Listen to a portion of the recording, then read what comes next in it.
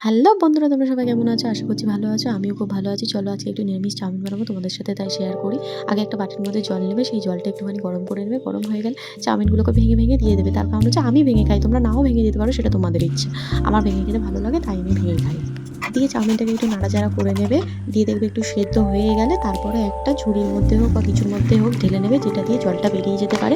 তারপরে একটু ওর উপরে ঠান্ডা জল দিয়ে দেবে, যাতে চাউমিনগুলো ছেড়ে, ছেড়ে যায়। ঠান্ডা জল দিলে দেখবে চাউমিনগুলো ছেড়ে, ছেড়ে যায়। দিয়ে একটা কড়াই নেবে। কড়াইটার গ্যাসটা জ্বালিয়ে তার মধ্যে আমি কটা কাঁচা বাদাম দেবো। তার আগে দেখে নেবো যে কড়াইটা গরম হয়েছে কিনা। দেখো কড়াইটা গরম হয়ে গেলে আমি কাঁচা বাদামগুলো দিয়ে দিচ্ছি। কাঁচা বাদামগুলো একটু টেলে নেবো।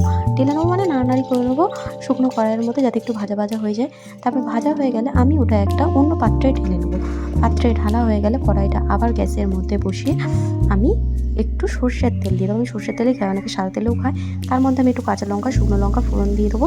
ফোড়ন মানে আমি গরম তেলের মধ্যে ছেড়ে দেবো। তারপরে আলুটাকে ভেজে নেবো। আলু ভেজে দেবো। দিয়ে একটু চেপে, চেপে দেখে নেবো নরম হয়েছে কিনা।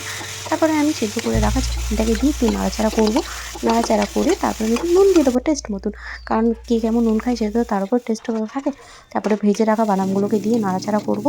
নাড়াচাড়া করার পর তৈরি হয়ে যাবে চাউমিন। এবার চলো খাওয়া যাক এটা। তোমরাও বানিয়ে দেখো, তোমাদেরও ভালো লাগবে।